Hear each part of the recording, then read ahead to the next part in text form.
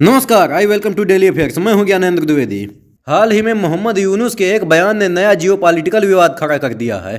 उन्होंने कहा कि इंडिया के 7 नॉर्थ ईस्टर्न स्टेट्स लैंडलॉक हैं और बांग्लादेश ही उनका ओनली मैरीटाइम गार्जियन है। साथ ही उन्होंने चाइना को इस क्षेत्र में एक्सपेंशन का ओपन इन्विटेशन दे दिया। यह स्टेटमेंट केवल एक कैजुअल रिमार्क नहीं है, बल्कि इंडिया के लिए एक स्ट्रेटेजिक वेकअप कॉल है। यह बयान न केवल बांग्लादेश की बदलती विदेश नीति को उजागर करता है, बल्कि यह दिखाता है कि वह चीन के साथ अपने संबंध को और मजबूत कर रहा है। इस बयान के बाद नॉर्थ ईस्ट के बड़े लीडर्स ने शार्प रिएक्शन दिया। असम के सीएम हिमंता बिस्वा शर्मा ने इसे ऑफेंसिव करार दिया, जबकि त्रिपुरा के प्रद्योत मारिक देव बर्मन ने कहा कि अगर बांग्लादेश इस तरह के डिवाइसिव आइडियाज प्रमोट करता है तो इंडिया को भी बांग्लादेश के टेरिटोरियल इंटीग्रिटी पर रिकंसीडर करना चाहिए।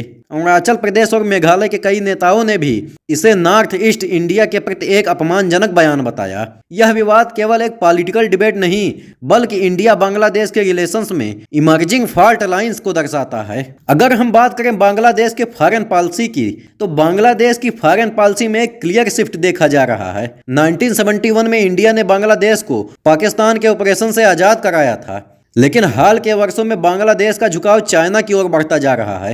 बीजिंग ने बांग्लादेश में मैसिव इन्वेस्टमेंट किए, पोर्ट्स, रेलवे और पावर सेक्टर में भी अपनी प्रोसेस बढ़ा रहा है। इस प्रोजेक्ट के जरिए चाइना धीरे धीरे बांग्लादेश की इकोनॉमी पर अपना प्रभाव बढ़ा रहा है, जिससे बांग्लादेश का झुकाव स्वाभाविक रूप से चीन की तरफ हो रहा है। चाइना की स्ट्रिंग ऑफ पल्स स्ट्रेटेजी का मकसद पूरे हिंद महासागर क्षेत्र में अपनी पकड़ मजबूत करना है और इंडिया को स्ट्रेटेजिकल एनकर्सल करना है। अगर बांग्लादेश चाइना के इन्फ्लुएंस में आता है तो यह इंडिया के लिए एक मेजर सिक्योरिटी चैलेंज बन सकता है। पहले ही चाइना ने पाकिस्तान और नेपाल में अपनी पकड़ मजबूत कर ली है और अब बांग्लादेश को भी अपने कैंप में लाने की कोशिश कर रहा है। अगर हम बात करें इंडिया के सिलीगुड़ी कॉरिडोर की, जिसे चिकन नेक नाम से भी जाना जाता है, यह एक हाईली सेंसिटिव और क्रूशियल रीजन है। यह इंडिया के मेनलैंड को उससे नॉर्थ ईस्ट स्टेट से जोड़ने वाला मात्र 22 किलोमीटर वाइड पैसेज है। अगर यह कॉरिडोर किसी भी तरह से डिसरप्ट होता है तो इंडिया के नॉर्थ ईस्ट का कनेक्शन बाकी देश से कट सकता है। अगर चाइना और बांग्लादेश ऑर्डिनेटेड तरीके से स्ट्रेटेजिक मूव्स करते हैं तो यह कॉरिडोर एक वीक स्पॉट बन सकता है। पहले ही चाइना डोकलाम में एग्रेसिव पोस्टर दिखा चुका है और अगर बांग्लादेश के साथ मिलकर सिलीगुड़ी कॉरिडोर के आसपास प्रेशर बढ़ाता है तो इंडिया की नेशनल सिक्योरिटी को बड़ा खतरा हो सकता है। इसलिए इस पर मेरा व्यक्तिगत मानना है कि अब समय सिर्फ डिप्लोमेटिक रेटोरिक का नहीं है, बल्कि कंक्रीट स्ट्रेटेजिक एक्शन लेने का है।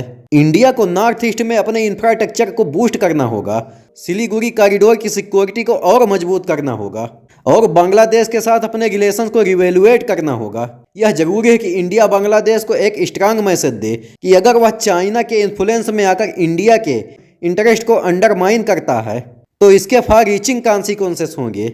साथ ही इंडिया को बांग्लादेश के साथ इकोनॉमिक और मिलिट्री टाइज को रिकैलिब्रेट करना होगा। अगर बांग्लादेश चाइना के कैंप में आता है और इंडिया विरोधी स्टांस अपनाता है तो इंडिया को भी अपने डिप्लोमेटिक और इकोनॉमिक ऑप्शंस को रिकंसीडर करना होगा। बांग्लादेश को यह नहीं भूलना चाहिए कि उसकी इकोनॉमी का एक बड़ा हिस्सा इंडिया पर डिपेंडेंट है। 1971 में इंडिया ने ही उसे इंडिपेंडेंस दिलाई थी, लेकिन अगर अब वही बांग्लादेश इंडिया की सॉवरेनिटी को चैलेंज करता है तो इंडिया को भी अपनी पॉलिसी को एडजस्ट करना होगा। बांग्लादेश के एक्सपोर्ट मार्केट का एक बड़ा हिस्सा इंडिया पर निर्भर करता है और अगर इंडिया टैरिफ बढ़ा देता है या ट्रेड पॉलिसी को टाइट कर देता है तो बांग्लादेश की इकोनॉमी को भारी नुकसान हो सकता है। इंडिया को एक स्ट्रांग और क्लियर वार्निंग देनी होगी कि नेशनल सिक्योरिटी से कोई कंप्रोमाइज नहीं किया जाएगा। साथ ही उसे अपने नॉर्थ ईस्ट में डिफेंस इंफ्रास्ट्रक्चर को और मजबूत करने की जरूरत है ताकि किसी भी इमरजेंसी सिचुएशन में तुरंत जवाब दिया जा सके। यूनुस का यह बयान इंडिया की डिप्लोमेटिक पेशेंस की परीक्षा है। अगर बांग्लादेश यह सोच रहा है कि वह चाइना के साथ मिलकर इंडिया पर प्रेशर बना सकता है तो यह उसकी सबसे बड़ी भूल होगी। इंडिया को अब और एसेप्टिव फॉरेन पॉलिसी अपनानी होगी और अपनी नेशनल सिक्योरिटी को टॉप प्रायोरिटी बनाना होगा। तो फाइनली इसका कंक्लूजन निकलता है कि बांग्लादेश का हालिया रवैया यह दर्शाता है कि यह इंडिया के खिलाफ चाइना को एक अल्टरनेटिव पावर सेंटर के रूप में देख रहा है, लेकिन उसे यह समझना होगा कि अगर वह इंडिया विरोधी रणनीति अपनाता है तो इसका नुकसान उसे भी उठाना पड़ेगा। इंडिया को अपने नेबरहुड फर्स्ट पॉलिसी को फिर से परिभाषित करने और बांग्लादेश के साथ अपने संबंधों को सावधानी पूर्वक आगे बढ़ाने की जरूरत है। तो दोस्तों, क्या हम अपनी सुरक्षा और संप्रभुता को हल्के में ले सकते हैं? आज हम एक ऐसे बयान पर चर्चा कर रहे हैं जो सिर्फ एक डिप्लोमेटिक इशू नहीं बल्कि हमारी राष्ट्रीय सुरक्षा और सम्मान से जुड़ा है। जब कोई कहता है कि हमारे नॉर्थ ईस्टर्न स्टेट्स लैंडलॉक हैं और उनके समुद्री रास्तों पर किसी और का अधिकार है, तो यह सिर्फ एक शब्दों का खेल नहीं बल्कि हमारी संप्रभुता पर सीधा सवाल है। क्या हम इसे नजरअंदाज कर सकते हैं? और क्या हम अपनी सीमाओं की सुरक्षा को और लेकर सतर्क नहीं हो सकते?